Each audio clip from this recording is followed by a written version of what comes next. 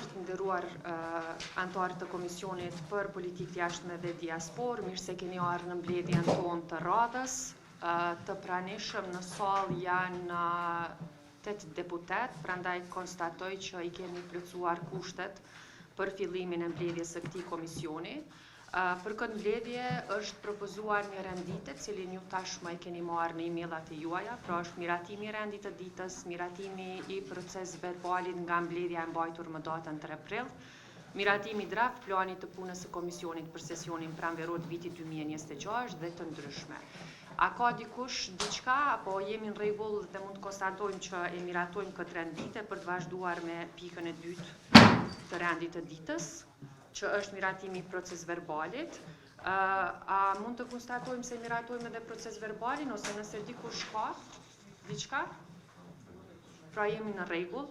Miratohet edhe proces verbali i mbledhjes së mbajtur më datën 3 prill të vitit 2026. Kalojmë tek pika e 4 të rendit të ditës, që është miratimi i draft planit të punës së komisionit për sesionin pranveror.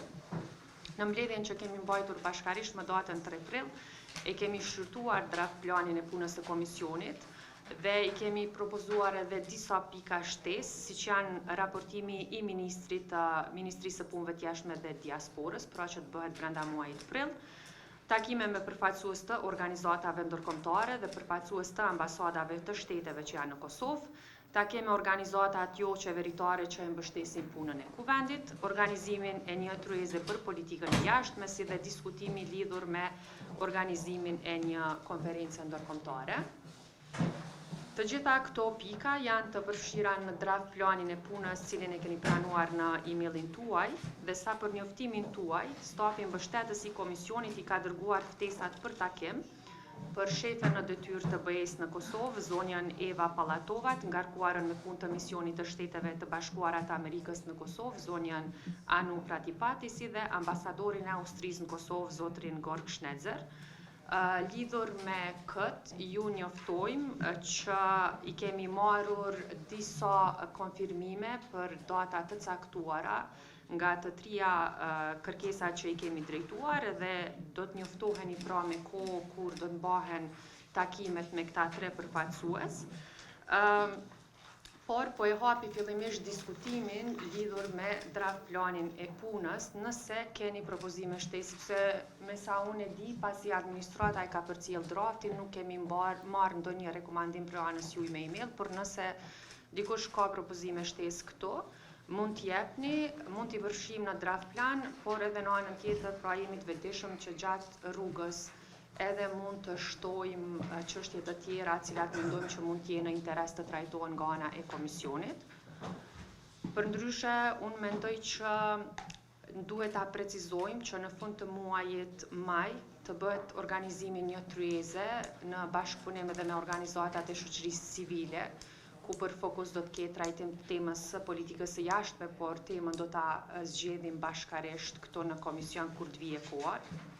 Gjithashtu mendoj që shumë e rëndësishme që të përfshihet edhe mbikëqyrja e zbatimit të ligjit për shërbimin e jashtëm brenda muajit maj, e ndoshta në qershor mund ta përfshijmë zbatimin e ligjit për diasporën, pra mbikëqyrjen e zbatimit të ligjit për diasporën, edhe të njëjtën kohë komisionit përgatis raporte, cilat mandej do të ndahen edhe me ministrin, po në anën tjetër edhe me kuvendin. Dhe po ashtu mendoj që është e rëndësishme që të paktën në korrekt të kemi një organizim që i dedikohet diasporës. Ndoshta mund të mendojmë për një konferencë bashkë me aktorë të ndryshëm prej diasporës, si po ashtu mund ta diskutojmë bashkarisht në ndërkohë, por le të figurojë në plan si e tillë. Dhe gjithashtu le të fillojmë përgatitjet për konferencën ndërkombëtare që tashmë komisioni ynë ka organizuar. Le ta bëjmë edicionin e dytë dhe ndoshta mund ta përfshijmë në plan në kuadër të muajit qershor. Nëse dikush ka propozime konkrete, ju lutem ndihuni të lirë ta merrni fjalën.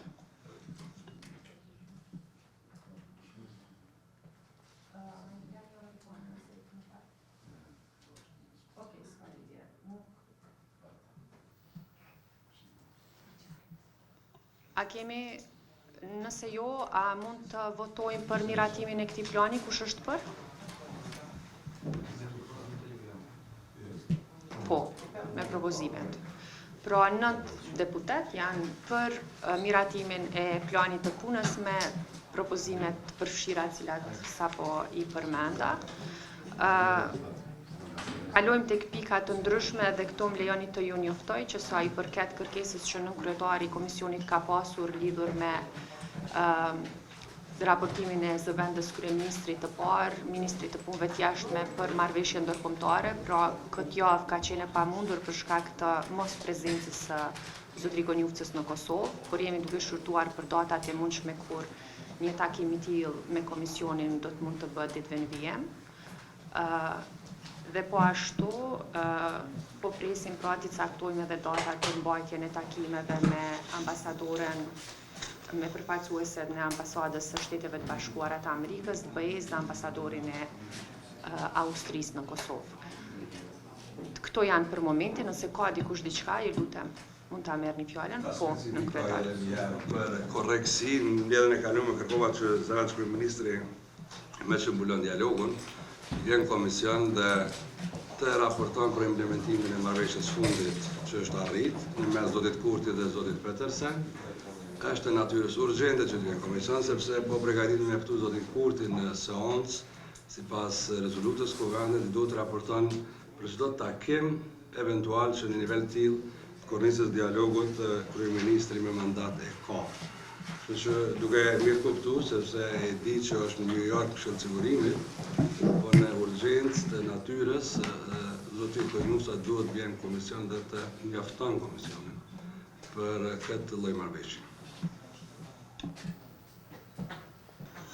Po, me thonë kjo është një kërkesë cilën vetë se tashmë e kemi përcjellë dhe jemi në komunikim edhe me kabinetin e ministrit për të pa mundësinë kur ai mund t'i përgjigjet komisionit. A kemi diçka tjetër?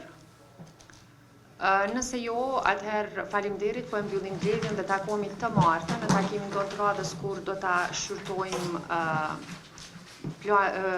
planin për projektligjin për ratifikimin e marrëveshjes ndërkombëtare për Bordin e Paqes. Faleminderit. Kryetarët of the